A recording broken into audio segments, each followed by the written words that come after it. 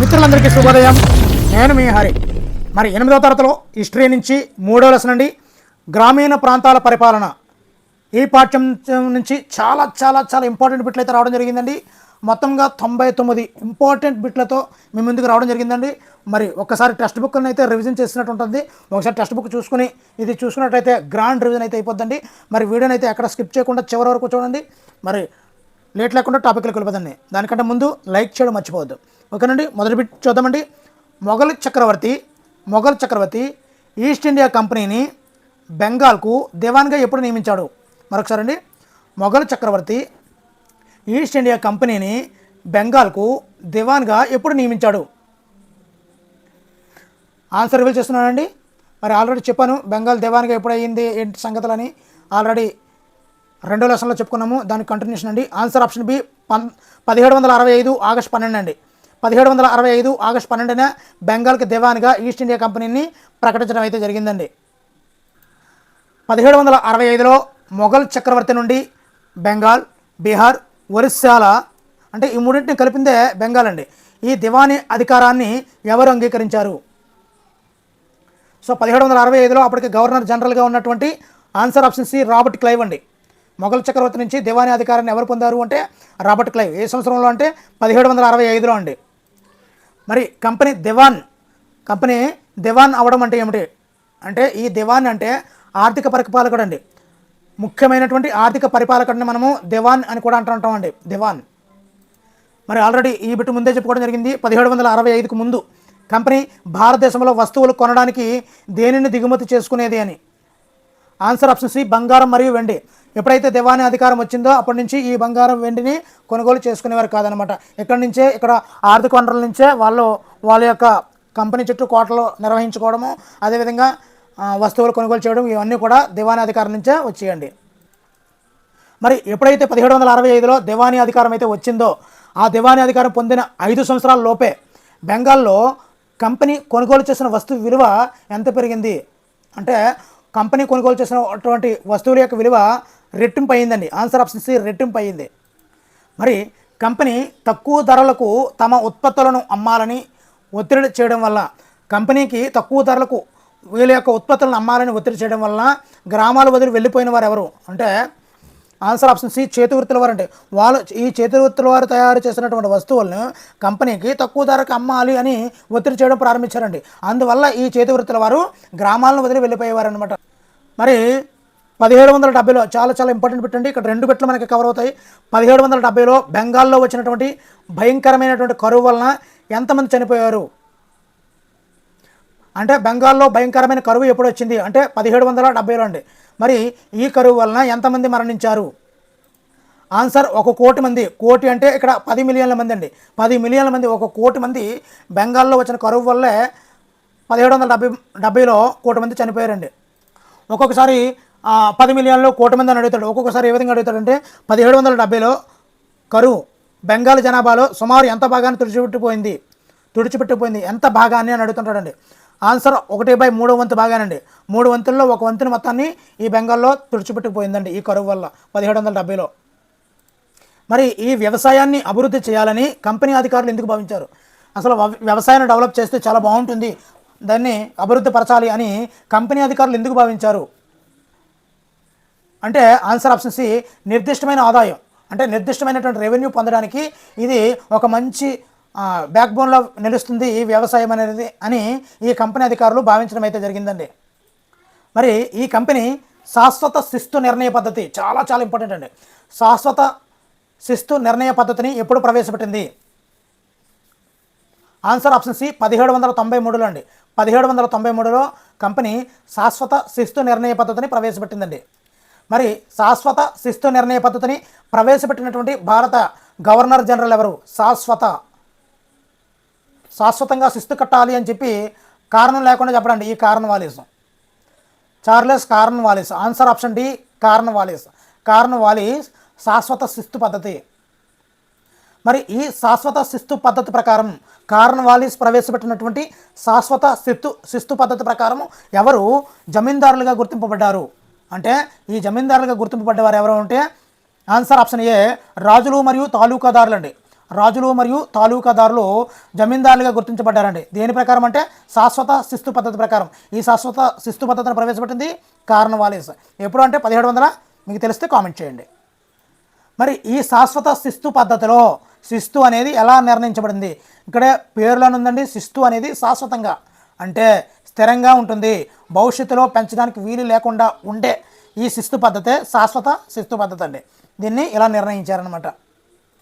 మరి ఈ శాశ్వత శిస్తు పద్ధతి వల్ల కంపెనీకి ఎలాంటి లాభం చేకూరలేదు. అంటే ఇక్కడ శిస్తు అనేది మారదని చెప్పాం కదా, భవిష్యత్తులో కూడా మారదని చెప్పాం కదా. ఇక్కడ ఎవరైతే పంటను ఉత్పత్తి చేస్తున్నారో ఆ పంట యొక్క ఉత్పత్తి పెరిగినప్పటికీ కూడా వాళ్ళ యొక్క శిస్తు అనేది శాశ్వతంగా ఒకే రేటు ఉండేది. కాబట్టి ఉత్పత్తి పెరిగినప్పటికీ కూడా కంపెనీ ఆదాయం పెరగలేదండి. అందువల్ల శాశ్వత శిస్తు పద్ధతి అనేది బ్రిటిష్ వాళ్ళ దృష్టిలో సక్సెస్ అయిన పద్ధతి కాదు అని వాళ్ళు ఫీల్ అయ్యారనమాట ఈ శాశ్వత శిస్తు పద్ధతిని.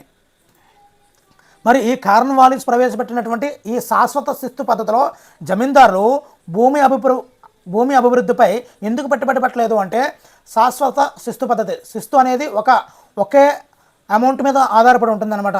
అది పెరగడానికి లేదు, భవిష్యత్తులో కూడా పెరగడానికి లేదు. అందువల్ల ఏమైందంటే ఈ జమీందారులు భూమి మీద అభివృద్ధి పెట్టలేదు. ఎందు గురించి పెట్టలేదంటే ఎక్కువ కౌలుకి తీసుకొని ఎక్కువ భూమిని కౌలుకి తీసుకొని చేసేవారు. అంటే ఇక్కడ శ్రమ అనేది లేకుండా, నష్టభయం లేకుండా కౌలు పొందగలిగారండి. ఎక్కువ మంది కౌలు రైతులు ఏం చేశారు, ఎక్కువ భూమిని తీసుకొని, కానీ ఎక్కువ భూమిని తీసుకున్నప్పుడు కూడా భూమి పెరిగిన ఆ యొక్క కౌలు వాటి యొక్క మార్జిన్ శిస్తు యొక్క పెరగలేదు. కాబట్టి ఇక్కడ శ్రమ భయం లేదు, నష్టభయం లేకుండా కౌలు పొందగలిగారండి. అందువల్ల ఈ జమీందారులు ఈ భూమి అభివృద్ధి మీద పెట్టుబడులు అయితే పెట్టలేదండి. మరి ఈ శాశ్వత శిస్తు పద్ధతిలో శిస్తు చెల్లించడంలో విఫలమైనటువంటి జమీందారుల పరిస్థితి ఏమిటి? ఇంతకుముందే చెప్పాను, జమీందారులు ఎవరు నింపబడ్డారో చెప్పాను. ఆ జమీందారుల యొక్క మరి రాజులు మరియు తాలూకాదారులు అని చెప్పాం కదా. ఈ శాశ్వత శిస్తు పద్ధతిలో శిస్తు చెల్లించడంలో విఫలమైనటువంటి ఆ రాజులు మరియు తాలూకాదారుల పరిస్థితి ఏమిటంటే ఆన్సర్ ఆప్షన్ బి, వారి జమీందారులను, ఆ జమీందారు హోదా ఉంటుంది కదా, ఆ జమీందారులను కోల్పోయేవారండి. వారి యొక్క హోదానైతే కోల్పోయేవారండి.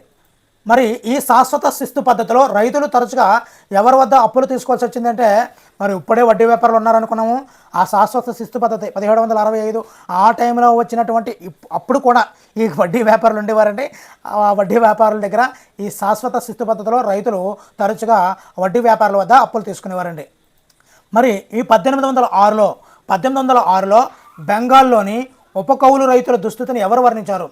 కౌలు రైతులు వేరు, ఉపకౌలు రైతులు వేరండి.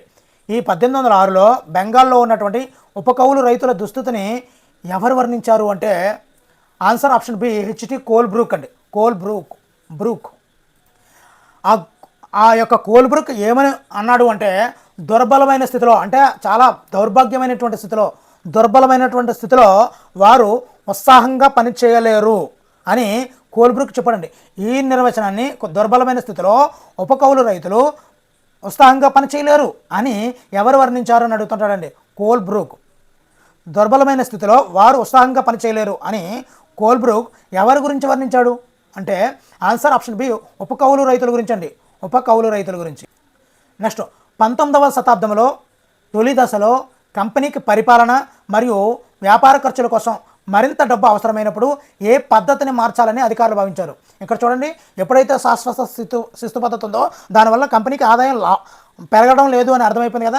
ఎప్పుడైతే 19వ శతాబ్దంలో తొలి దశలో కంపెనీకి పరిపాలన మరియు వ్యాపార ఖర్చులు ఎక్కువైపోతున్నాయి, దానికోసం మరింత డబ్బు అవసరమైంది, అప్పుడు ఏ పద్ధతిని మార్చాలని ఈ కంపెనీ అధికారులు భావించారు అంటే ఆన్సర్ ఆప్షన్ బి, భూమి శిస్తు పద్ధతిని మార్చేద్దాము, ఇంక మనకి డబ్బులు వ్యాపార ఖర్చులు పెరగడం మనకి ఖర్చులు అయితే పెరిగిపోతున్నాయి కానీ ఇక్కడి నుంచి వస్తున్నటువంటి శిస్తు అనేది పెరగడం లేదు అనేది, దానివల్ల ఈ భూమి శిస్తు పద్ధతిని మార్చేద్దాము అని కంపెనీ అధికారులు భావించడం జరిగిందండి. మరి ఈ బెంగాల్ ప్రెసిడెన్సీలో వాయువ్య ఉన్నటువంటి వాయువ్య ప్రావిన్సులు అంటే ప్రస్తుతం ఉన్నటువంటి ఉత్తరప్రదేశ్, ఈ వాయువ్య ప్రావిన్సుల కోసం మహల్వారీ విధానాన్ని ఎవరు రూపొందించారు? ఇక్కడ ఇంతకుముందు ఒక శిస్తు పద్ధతి, శాశ్వత శిస్తు పద్ధతి కార్న్వాలిస్. దాని తర్వాత ఈ మహల్వారీ విధానాన్ని రూపొందించింది ఎవరు అంటే సింపుల్ అండి, ఈజీగా గుర్తుంచుకోవచ్చు. మహల్వారీ మెకంజీ హాల్ట్ మెకంజీ అండి. ఎక్కడ దేని గురించి అంటే బెంగాల్ ప్రెసిడెన్సీలోని వాయువ్య ప్రావిన్సుల కోసం అండి, ప్రస్తుతం ఉత్తరప్రదేశ్లో ఉంది, దానికోసం ఈ మహల్వారీ విధానాన్ని మెకంజీ గారు రూపొందించారు.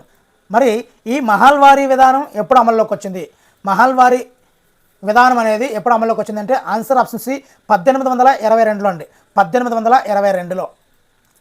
మరి ఏ విధానంలో గ్రామానికి మరో పేరు ఇక్కడ మహల్ ఒక ముఖ్యమైనటువంటి సామాజిక సంస్థగా భావించబడింది. ఈ గ్రామాన్ని ఒక ముఖ్యమైన సామాజిక సంస్థగా ఏ శిస్తు పద్ధతి భావించడం జరిగింది. ఇక్కడ గ్రామము అనగా ఇక్కడ మహల్ అని ఉంటుందండి. మహల్ ఆ పేరు మీదుగానే ఆన్సర్ ఆప్షన్ సి మహల్ వారి శిస్తు పద్ధతి అండి. ఈ విధానంలో గ్రామము లేదా మహల్ ఒక ముఖ్యమైనటువంటి సామాజిక సంస్థగా భావించబడిందండి మహల్వారీ విధానంలో. మరి ఈ మహల్వారీ విధానాన్ని మెకంజీ గారు 1822లో రూపొందించారు కదా. ఈ మహల్వారీ పద్ధతిలో శిస్తు ఎలా ఉండేది అంటే, ఇప్పుడు మనం మున్సిపాలిటీలో ఉన్నాం అనుకోండి, మున్సిపాలిటీ 1 సంవత్సరం 2 సంవత్సరం 3 సంవత్సరాలు అయిపోయిన తర్వాత అక్కడ ఏం చేస్తాడు, మళ్ళీ ట్యాక్స్ పెంచుతారు కదా. అలాగా ఈ మహల్వారీ పద్ధతి ఎందు గురించి అంటే అక్కడ ఉన్నటువంటి ఈ జీవీఎంసీ కార్పొరేషన్కి దీనికి అక్కడ ఖర్చులు అవి పెరుగుతుంటాయి. అందు గురించి అని ఆ ఖర్చులకు సంబంధించినటువంటి రాబడిని రప్పించుకోవాలంటే మళ్ళీ పునఃసమీక్షించుకోవాలి. ఇక్కడ భూమికి ఎంత కాదు ఎంత పెరిగింది, ఇప్పుడు ట్యాక్స్ పెరిగింది అని చెప్తారు కదా. అలాగా ఈ మహల్వారీ పద్ధతిలో శిస్తు ఎలా ఉండేదంటే నిర్దిష్ట కాలానికి అంటే కొద్ది కాలానికి పునఃసమీక్షించబడేది. అంటే కొద్ది కాలం తర్వాత సమీక్షించడం ఉండదండి, మళ్ళీ పెంచడమే, సమీక్షించడం ఏమి ఉండదన్నమాట. అంటే ఇక్కడ వర్డ్ టర్మినాలజీ ఏంటంటే నిర్దిష్ట కాలానికి పునఃసమీక్షించబడేది అంటే పెరుగుతుంది అని అర్థం అనమాట. మరి ఈ మహల్వారీ పద్ధతిలో పన్ను వసూలు చేసి కంపెనీకి చెల్లించే బాధ్యత ఎవరికి అప్పగించారు.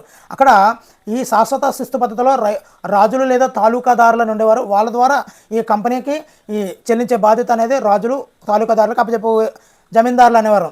కానీ ఈ మహల్వారీ విధానంలో ఈ రాజులు కానీ జమీందారుల వ్యవస్థను తప్పించారండి. ఈ మహల్వారీ పద్ధతిలో తప్పించి డైరెక్ట్గా ఆ బాధ్యతను ఎవరికి అప్పచెప్పారంటే ఆన్సర్ ఆప్షన్ బి గ్రామ పెద్దకు అప్పచెప్పారండి. అదే శాశ్వత శిస్తు పద్ధతులు అంటే రాజులు లేదా తాలూకాదారులు వాళ్ళని ఏమంటారు అంటే జమీందారులు. కానీ మహల్వారీ పద్ధతిలో అదే పనిని ఎవరు చేస్తున్నారంటే గ్రామ పెద్ద అండి. మరి బ్రిటిష్ రెవెన్యూ రికార్డుల్లో మహల్ అంటే ఏమిటి, ఇంతకుముందే చెప్పాను, గ్రామము లేదా గ్రామాల సమూహాన్ని, ఇది ఒక రెవెన్యూ క్షేత్రంగా భావించడం అయితే జరిగిందండి. ఈ మహల్ అంటే గ్రామము లేదా గ్రామాల సమూహాన్ని మనము మహల్ అంటామండి, మహల్. మరి దక్షిణాదిన అంటే సౌత్ ఇండియాలో బ్రిటిష్ భూభాగాల్లో ప్రవేశపెట్టినటువంటి కొత్త విధానం పేరేమిటి. మరి ఆల్రెడీ శాశ్వత శిస్తు పద్ధతి అయిపోయింది, మహల్వారీ అయిపోయింది. తర్వాత ఈ దక్షిణాదిన బ్రిటిష్ భూభాగాల్లో ఏం ప్రవేశపెట్టారు అంటే ఆన్సర్ ఆప్షన్ బి రైత్వారీ విధానాన్ని అండి, రైత్వారీ విధానాన్ని ప్రవేశపెట్టడం జరిగింది. మరి టిప్పు సుల్తాన్తో యుద్ధాల అనంతరం, టిప్పు సుల్తాన్ మైసూర్ పులి అంటారండి, ఈ టిప్పు సుల్తాన్ని మైసూర్ పులి.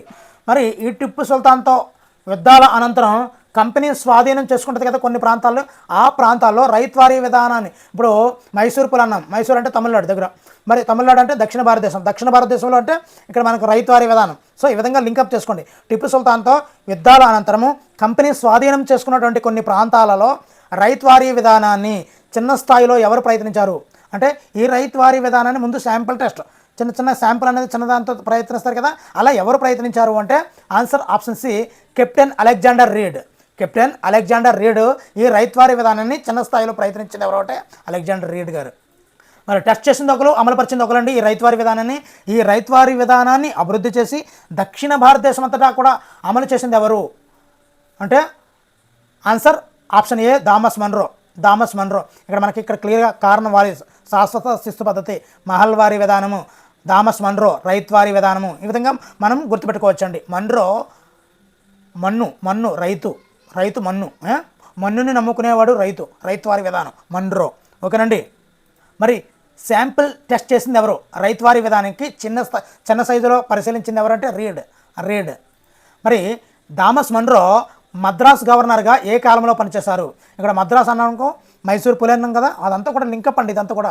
ఈ థామస్ మన్రో మద్రాస్ గవర్నర్గా ఏ కాలంలో పనిచేశారు అంటే ఆన్సర్ ఆప్షన్ బి 1819, 1826 ఈ మధ్య కాలంలో థామస్ మన్రో మద్రాస్ గవర్నర్గా పనిచేయడం జరిగింది.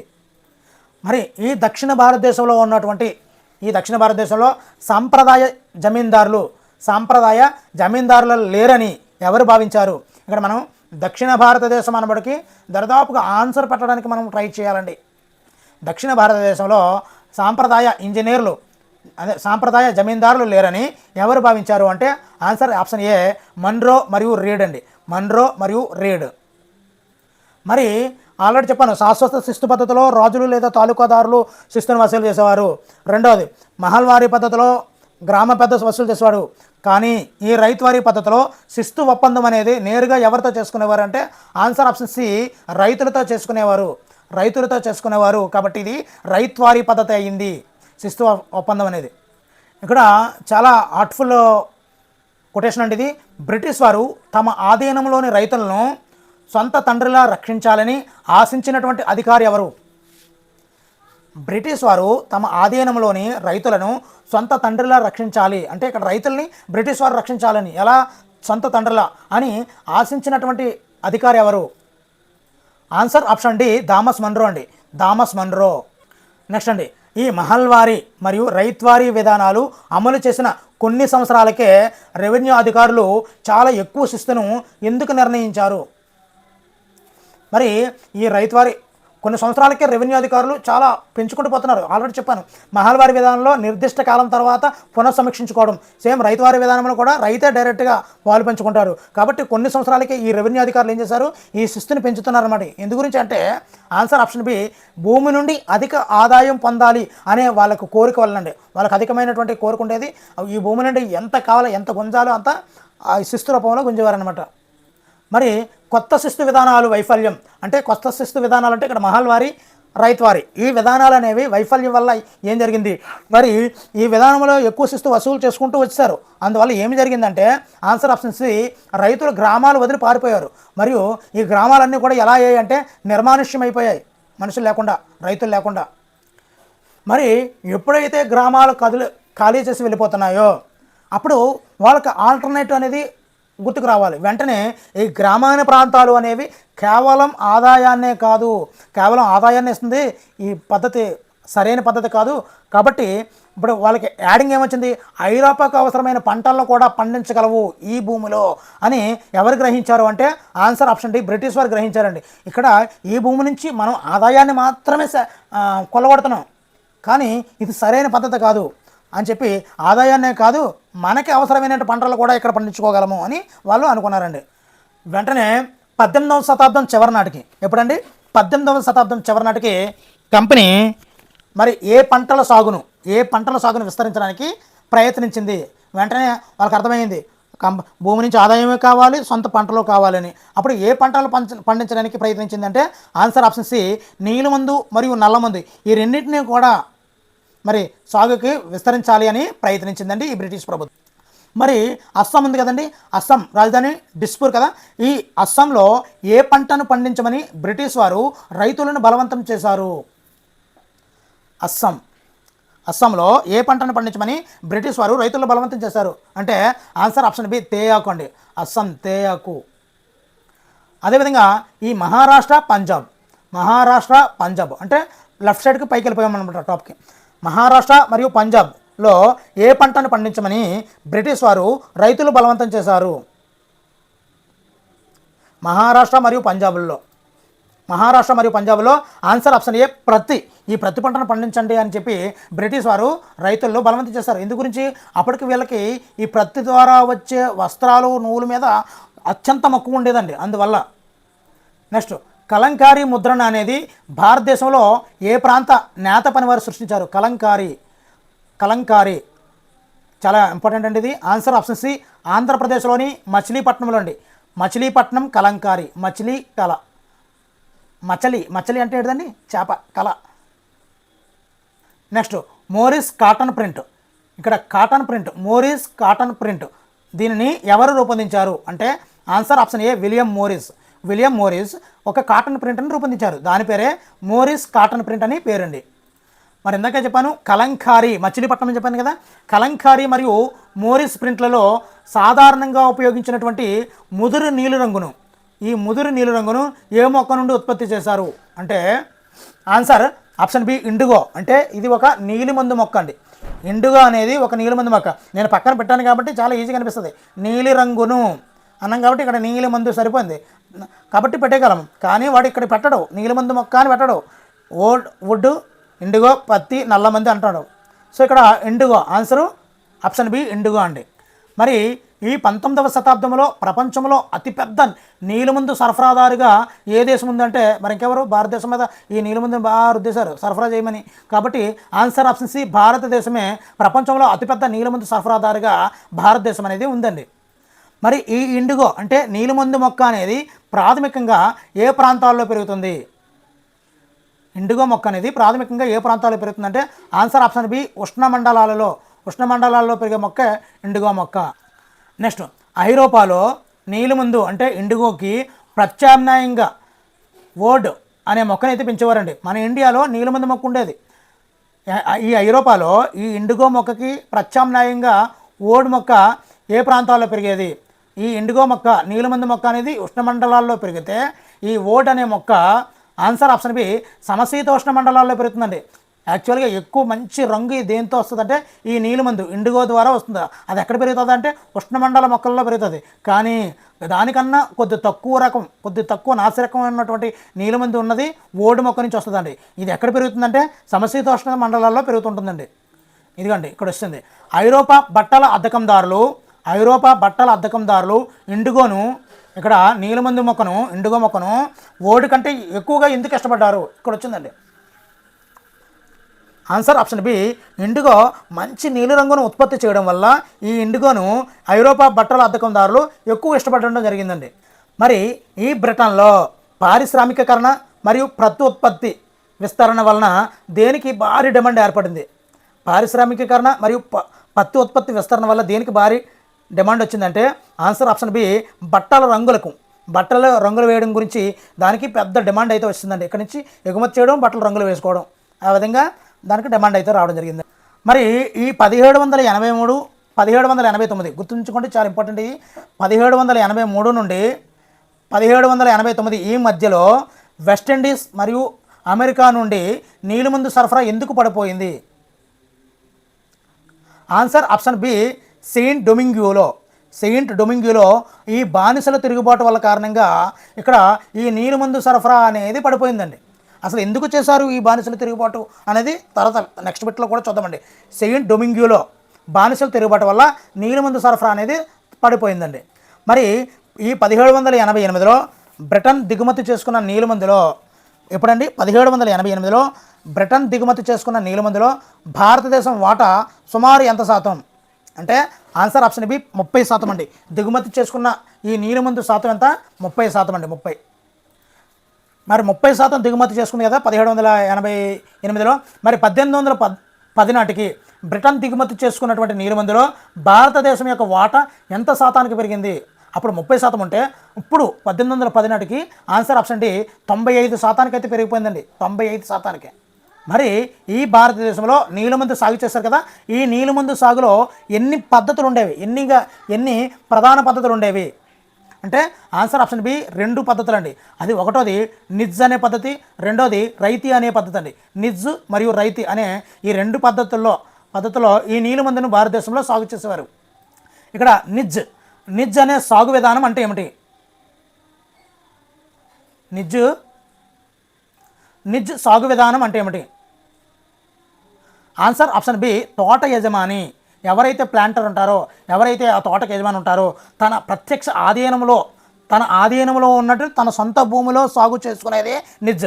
ఇప్పుడు నేను ఒక భూమికి ఓనర్నండి, మరి నా భూమిలో నేనే సాగు చేస్తున్నాను అనుకోండి, ఆ విధానాన్ని నిజ్ నాది అనుకోండి. సింపుల్గా నాది, నా పొలంలో నా పంటను వేసుకోవడాన్ని నిజ్ అనుకోండి. అంటే ఇక్కడ నీలిమందు ప్రకారంగా ఇక్కడ ఈ నిజ్ సాగు విధానంలో తోట యజమానులు భూమిని ఎలా పొందేవారు? మరి ఆ తోట యజమానికి భూమి ఎలా వచ్చింది? అసలు ఈ నిజ్ సాధనం నా భూమి అన్నప్పుడు నా అనే పదం ఎలా వచ్చింది అంటే నాది, భూమిని ఎలా పొందేవారు అంటే ఆన్సర్ ఆప్షన్ ఏ, భూమిని కొనేవారు. ఒకవేళ లేదనుకోండి కౌలుకు తీసుకునేవారు. ఎక్కడి నుంచి అంటే పెద్ద ఉన్న జమీందారుల నుండి ఆ భూమిని కొద్దిగా కౌలుకు తీసుకొని దానిలో ఆ రైతు అంటే నిజ్ సాగులో ఆ భూమిని కొని లేదా కౌలుకు తీసుకొని తనకు తానుగా పండించి సాగు చేసుకునేదాన్నే నిజ్ సాగు అని కూడా పిలుస్తుంటారండి. మరి ఈ నిజ్ సాగును విస్తరించడంలో ఈ సాగును విస్తరించడంలో తోట యజమానులు ఎందుకు ఇబ్బంది పడ్డారు అంటే ఈ నీలిమందు అనేది కేవలం ఈ నీలిమందు మొక్క, ఎండుగ మొక్క ఉంది కదండి, ఇది కేవలం సారవంతమైన జనసాంద్రత ఎక్కడైతే ఉంటుందో అక్కడే సారవంతమైన భూములు ఉన్నాయి. ఈ సారవంతమైన భూముల్లోనే పండించడం వీలవుతుంది. ఆ సారవంతమైన భూములు కూడా జనసాంద్రత గల భూముల్లోనే పండించడం వీలవడం వల్ల ఈ నిజ సాగుని విస్తరించడంలో తోట యజమానులు చాలా ఇబ్బంది పడేవారండి. మరి ఈ నిజ సాగు కోసం తోట యజమానులకు ఏ సమయంలో కూలీలు అవసరం అయ్యేవారు? మరి సాగు చేస్తున్నాడు తనకు తానుగా, ఇప్పుడు దానికి కొంతమంది కూలీలు పెట్టుకొని పని చేయాల్సిన అవసరం వచ్చింది. అప్పుడు ఎందుకు ఆ కూలీల కోసం బాధపడేవారంటే, ఈ రైతులు వరి సాగులో ఎప్పుడైతే తీరిక లేకుండా ఉంటారో ఆ సమయంలోనే ఈ నిజ సాగు కూడా కూలీలు అవసరం అయ్యేవారు అనమాట. అందువల్ల తోట యజమానులు ఈ సాగుకి చాలా ఇబ్బంది పడేవారు అనమాట కూలీల కోసం. మరి ఈ నిజ సాగులో పెద్ద ఎత్తున ఏమి అవసరం అయ్యాయి?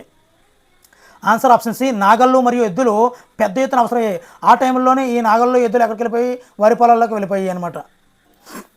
ఒక్క బెగా నీలమందు సాగుకు ఎన్ని నాగళ్ళు అవసరము అంటే 2 నాగళ్ళు అవసరం అండి. బెగా 2 అక్షరాలు కాబట్టి 2 నాగళ్ళు. మరి 1000 బెగాల నిజ సాగు ఉన్న ప్లాంటర్కు ఎన్ని నాగళ్ళు అవసరం? 1000 బెగాల నిజ సాగు ఉన్న ప్లాంటర్కు ఎన్ని నాగళ్ళు అవసరము అంటే 1 బెగాకు 2 నాగళ్ళు కాబట్టి 1000 బెగాలకు 2000 నాగళ్ళు అవసరం అవుతున్నాయండి. 2000 నాగళ్ళు.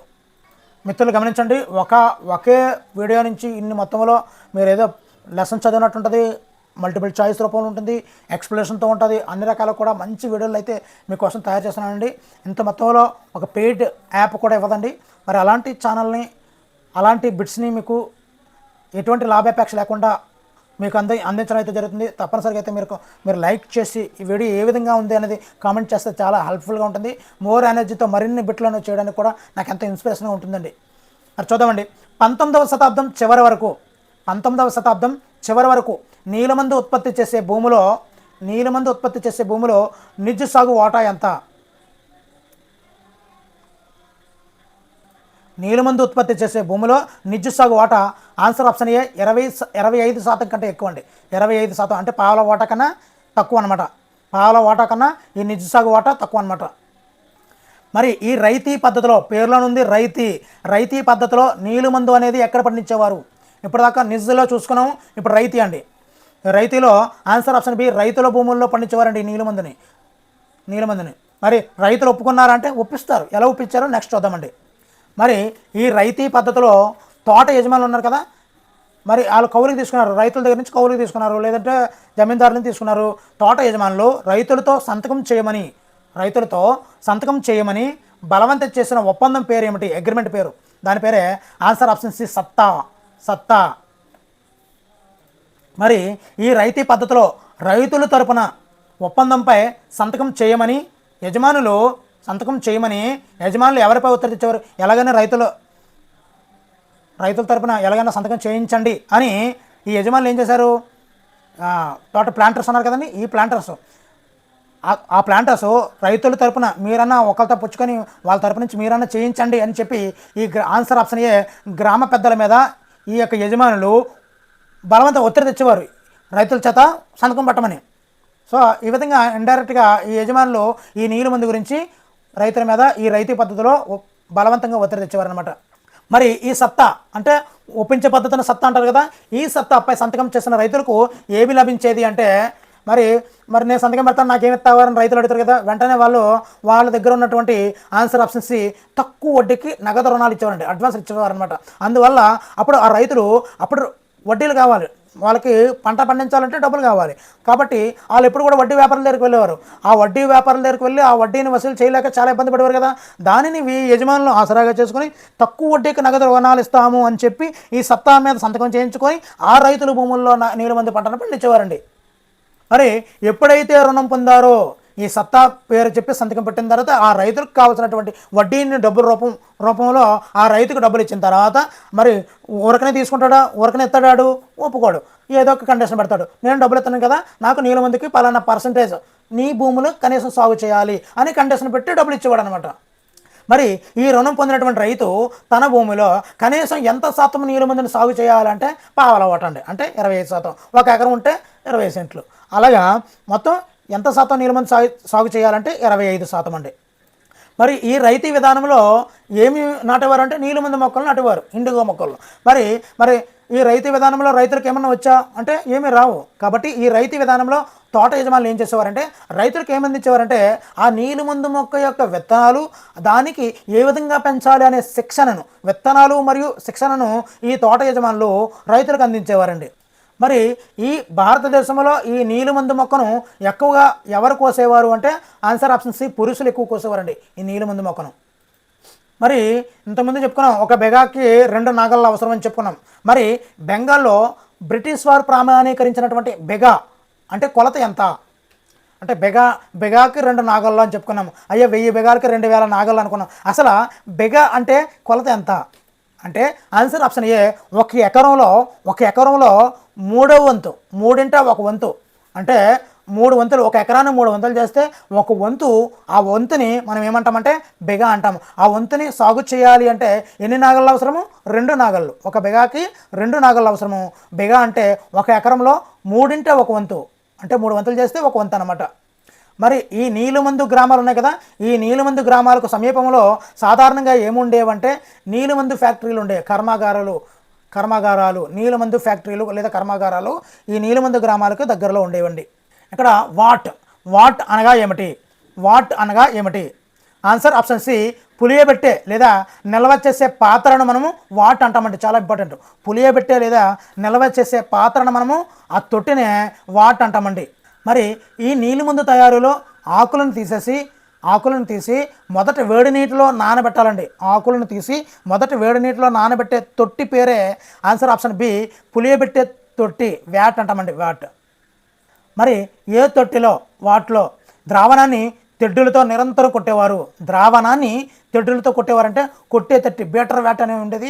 ముందు దానిలోకి వచ్చిన తర్వాత ద్రావణం మారిపోద్ది, ఆకులతో వేడి నీటిలో వేసిన తర్వాత ద్రావణం మారిపోద్ది. ఆ ద్రావణాన్ని అలాగా తెడ్డులతో నిరంతరం కొట్టేవారండి. అదే ఆన్సర్ ఏ, కొట్టే తొట్టి. మరి ఈ తొట్టిలో ద్రావణం ఎలా ఉండేదంటే, మరి ఆకులను వేడి నీటి ఆకులు కదా, ఆకుపచ్చగా ఉండేవి. మరి ఈ కొట్టే తొట్టిలో ఆ ద్రావణాన్ని అలా కొట్టబడికి ఏమయ్యేది, ఆకుపచ్చ నుండి నీలం రంగులోకి మారినప్పుడు దానికి ఏం కలిపేవారంటే ఆన్సర్ ఆప్షన్ సి, సున్నపు నీరుని కలిపేవారండి. ఈ ఆకుపచ్చ నుండి నీలంలోకి మారారు. ఎందు గురించి? ఆకులను తీసేవారు. నీలమంది యొక్క ఆ మొక్క యొక్క ఆకులు తీసి, ఆకులు ఎప్పుడు కూడా ఆకుపచ్చగా ఉంటాయి, వేడి నీటిలో వేసి అలా చేసిన తర్వాత ద్రావణం వస్తుంది, ఆకుపచ్చలో ద్రావణం వస్తుంది. ఆ ద్రావణాన్ని ఏం చేసేవారు? కొట్టేవారు. అలా కొడుతూ ఉంటే అలా కొట్టేసరికి ఏం రంగులో మారింది? ఎప్పుడైతే నీల రంగులో మారిందో వెంటనే సున్నపు నీరు కలిపేవారు అనమాట. మరి ఈ నీలిమందు గుజ్జు నుండి ద్రవాన్ని వేరు చేసిన తర్వాత ఆ గుజ్జుని ఏ తొట్టులోకి బదిలీ చేసేవారంటే స్థిరపరిచే, అంటే ఒక స్థిరంగా ఉండే ఒక తొట్టులోకి ఆ ద్రావణాన్ని పంపించేవారండి. మరి వాట్ బెటర్ అనే కార్మికుడు నీలిమందు ద్రావణాన్ని కలపడానికి రోజుకు ఎన్ని గంటలు నడుము లోతు నీటిలో నిలబడవలసి వచ్చేది? అంటే ఈ ద్రావణాన్ని కలపాలి అంటే రోజుకి ఎన్ని గంటలు నడుము లోతు నీటిలో నిలబడవలసి వచ్చేది అంటే ఆన్సర్ ఆప్షన్ డి, 8 గంటలకు పైగా ఈ నీలిమందు ఉన్నటువంటి నీటిలో నడుము లోతు వరకు నిలబడవలసి వచ్చేదండి, 8 గంటల పైగాన. మరి ఈ రైతీ పద్ధతిలో అంటే రైతులు పండించినటువంటి నీలిమందుకు వారు పొందిన ధర ఎలా ఉండేది అంటే, మరి రైతులు పండిస్తున్నారంటే చాలా ఆన్సర్ ఆప్షన్ బి, చాలా తక్కువ ధర అయితే ఇచ్చేవారండి. ఈ రైతీ పద్ధతిలో పండించినటువంటి నీలిమందుకు ఎంత ధర తక్కువది అంటే చాలా తక్కువ ధర పొందేవారండి. మరి ఈ రైతీ పద్ధతిలో రైతులు ఎదుర్కొన్నటువంటి ప్రధాన సమస్య ఏంటి? అసలు రైతీ పద్ధతికి ఈ రైతు ఎందుకు ఒప్పుకున్నాడు అంటే వడ్డీ ఇస్తాడని, అంతే కదా, వడ్డీ తక్కువ వడ్డీకి ఇస్తాడు అని, అంతే కదా. ఆ వడ్డీ అంటే రుణం, అప్పు. ఈ రుణాల చక్రం అనేది ఎప్పటికీ అంతం కాకపోవడం అనేది ఈ రైతులకు ఎదుర్కొన్న ప్రధాన సమస్య. అందుగురించనే ఈ రైతీ పద్ధతిలో రైతులకి నీలిమందు పండించనే ఎక్కువ డబ్బులు ఇచ్చేవారు కాదు. ఎక్కువ డబ్బులు ఇస్తే వాళ్ళకి ఇచ్చినటువంటి రుణాన్ని తీర్చేస్తే ఆ భూముల్లో నీలిమందు పండించరు. అందుగురించి అని చెప్పి ఈ రైతులకి ఎక్కువ రుణాలని తక్కువ సంపదను ఇచ్చేవారు అనమాట. సంపద అంటే వాళ్ళు పండించిన నీలిమందుకి తక్కువ డబ్బులే ఇచ్చేవారు అనమాట. మరి ఈ తోట యజమానులు ఏ నెలల్లో నీలిమందును పండించాలని పట్టుబట్టారు అంటే రైతులు వరి పండించడానికి ఇష్టపడే ఉత్తమమైన నేలల్లో, అంటే సారవంతమైన నేలలు ఉంటాయి కదా, వరి పండించడానికి ఇష్టపడే ఉత్తమమైనటువంటి ఆ నేలల్లోనే నీలిమందు కూడా పండించాలి అని తోట యజమానులు రైతుల మీద పట్టుబట్టేవారండి. మరి ఈ నీలిమందు మొక్కకు లోతైన వేర్లు ఉండడం వల్ల నేలపై కలిగే ప్రభావం ఏమిటి అంటే ఆన్సర్ ఆప్షన్ బి, నేల త్వరగా నిస్సారమైపోయేదండి. ఆ భూమి ఎందుకు పనికి రాకుండా పోయేదన్నమాట. ఇప్పుడు యూకలిప్టస్ చెట్లు అంటే మనం చాలామంది సూప్రిస్ చెట్లు అంటుంటారు కదా, యూకలిప్టస్ చెట్లు ఉంటాయి కదా, ఆ భూమి కూడా దాని యొక్క వేళ్ళు కూడా భూమి లోపలికి వెళ్ళిపోతాయండి. అక్కడ ఉన్నటువంటి చాలా ప్రాంతాల్లో ఉన్నటువంటి నీటిని కూడా ఆ యూకలిప్టస్ చెట్లు లాగేసుకుంటాయి. అదేవిధంగా ఈ నీలిమందు మొక్క కూడా లోతైన వేర్లు ఉండడం వల్ల మొత్తం నేలలో ఉన్నటువంటి సారాన్ని అంతా కూడా ఈ వేళ్ల ద్వారా ఈ మొక్క పీల్చేసుకుంటుందండి. అందువల్ల ఈ నేల అనేది త్వరగా నిస్సారం అయిపోతుందండి.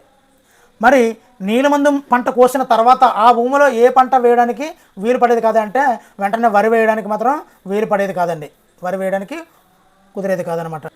మరి ఈ నీలిమందు తిరుగుబాటు అనేది బెంగాల్లో ఎప్పుడు ప్రారంభమైంది అంటే చాలా ఇంపార్టెంట్ పెట్టండి. నీలిమందు తిరుగుబాటు బెంగాల్లో ఎప్పుడు ప్రారంభమైంది అంటే ఆన్సర్ ఆప్షన్ బి 1859 మార్చిలో అండి. 1859 మార్చిలో. మరి ఈ 1859 మార్చిలో తిరుగుబాటు చేశారు కదా. ఆ తిరుగుబాటు సమయంలో రైతులు దేనితో నీలిమందు ఫ్యాక్టరీలపై దాడి చేశారు. నీలిమందు గ్రామాల దగ్గరలో నీలిమందు ఫ్యాక్టరీలు ఉంటాయి కదా. ఆ తిరుగుబాటు సమయంలో రైతులు దేంతో దాడి చేశారంటే ఆన్సర్ ఆప్షన్ సి కత్తులు, ఈటెలు, విల్లెంబులు వీటితో ఈ రైతులు నీలిమందు ఫ్యాక్టరీల మీద దాడి చేశారండి. మరి తోట యజమానుల ఏజెంట్లు పెట్టుకునేవారండి. తోట యజమానులు ఏం చేసేవారు? ఏజెంట్లు పెట్టుకునేవారు. చాలా ఎక్కువ తోటలు ఉంటాయి. వాళ్ళు గుమస్తాలుగా యజమానులు ఏజెంట్లు పెట్టుకునేవారు. కౌలు వసూలు చేయడానికి వచ్చినప్పుడు రైతులచే దెబ్బలు తిన్నవారు ఎవరంటే గుమస్తాలండి. ఈ తోట యజమానులు ఏజెంట్లు అంటారు. వాళ్ళు గుమస్తాలు పెట్టుకునేవారు. ఆ గుమస్తాలు ఏం చేయాలి? కౌలు వసూలు చేసి తీసుకురావాలి. ఎవరి దగ్గర నుంచి? రైతుల దగ్గర నుంచి. అలా వెళ్ళినప్పుడు ఈ రైతులతో దెబ్బలు తినేవారండి ఈ గుమస్తాలు. మరి ఈ రైతులు కొట్టేస్తున్నారు కదా, దెబ్బలు తినేస్తాం కదా అని చెప్పి ఏం చేశారు?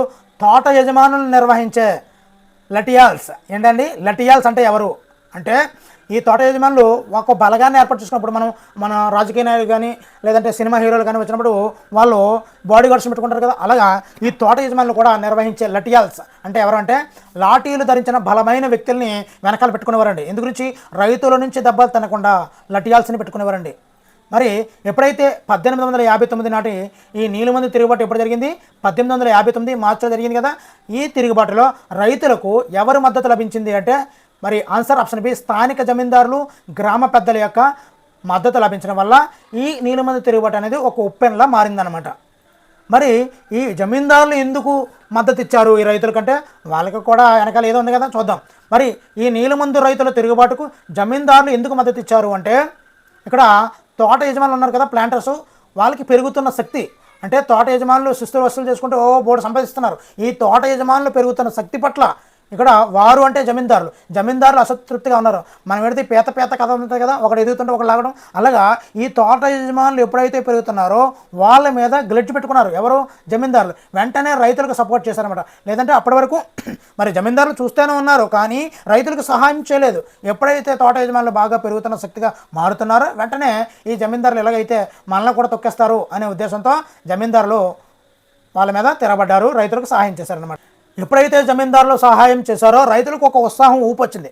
మరి ఈ తోట యజమానులకు వ్యతిరేకంగా చేసే ఈ పోరాటం ఉందే 1859 నీలిమందు పోరాటం, ఈ తిరుగుబాటు, ఈ తిరుగుబాటులో తమకు ఏ ప్రభుత్వం మద్దతు ఇస్తుందని రైతులు ఊహించారు అంటే ఆన్సర్ ఆప్షన్ సి బ్రిటిష్ ప్రభుత్వం కూడా మద్దతు ఇస్తుంది. ఇక్కడ జమీందారులు ఇచ్చినప్పుడు బ్రిటిష్ ప్రభుత్వం ఇవ్వదా అనుకుంటూ రైతులు అయితే ఊహించుకున్నారండి. మరి 1859 శీతాకాలంలో నీలిమందు జిల్లాల్లో పర్యటించినటువంటి అధికారి ఎవరు అంటే answer option B governor general అండి. ఈ governor general answer option A lieutenant governor అండి.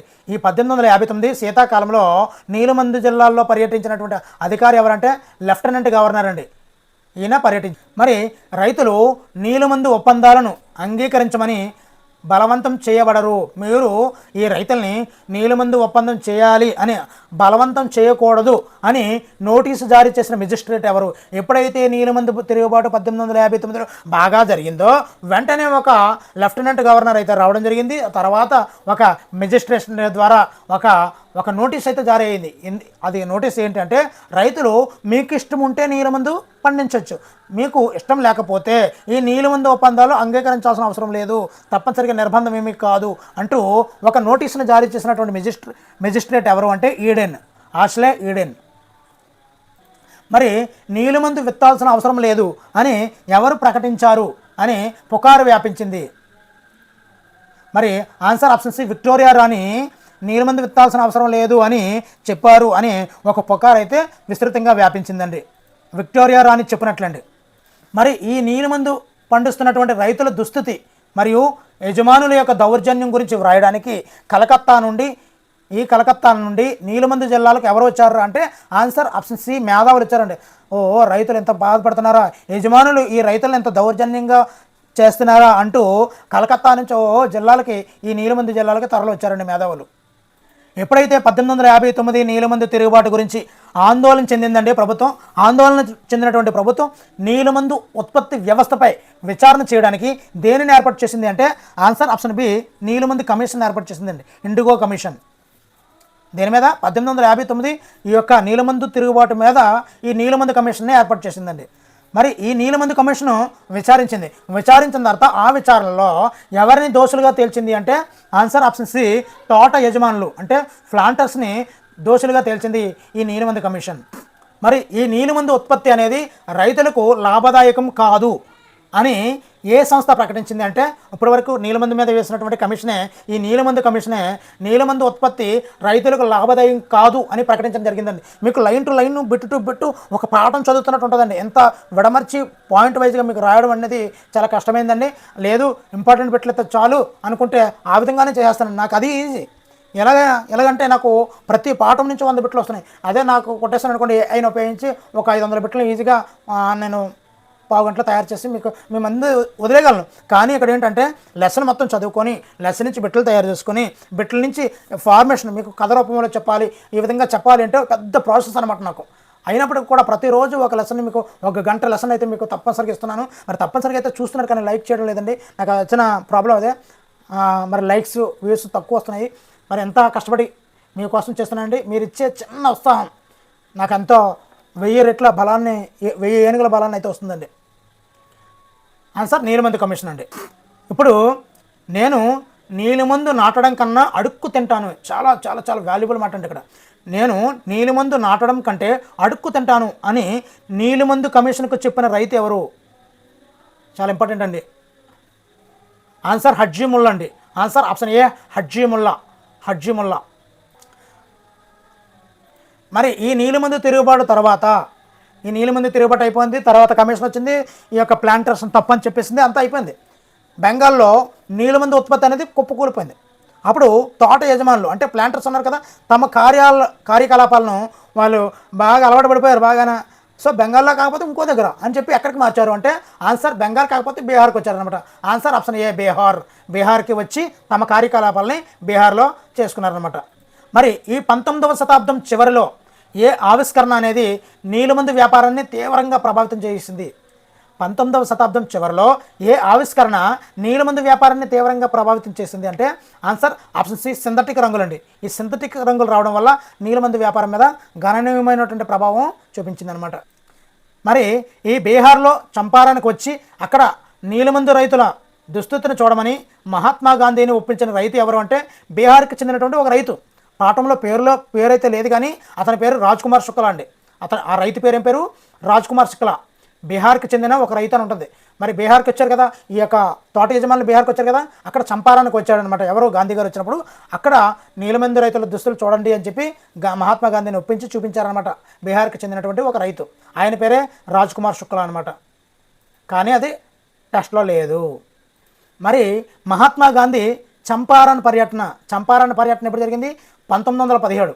మహాత్మా గాంధీ చంపారన్ పర్యటన 1917లో దేనికి నాంది పలికింది అంటే ఆన్సర్ ఆప్షన్ బి నీలిమందు తోట యజమానులకు అంటే ప్లాంటర్స్కు వ్యతిరేకంగా చంపారన్ ఉద్యమానికి నాంది పలికింది ఈ చంపారన్ పర్యటన.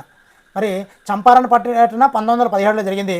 దాని నుంచి ఈ నీలిమందు తోట యజమానులకు వ్యతిరేకంగా చంపారన్ ఉద్యమం అనేది ప్రారంభమైపోయింది అనమాట.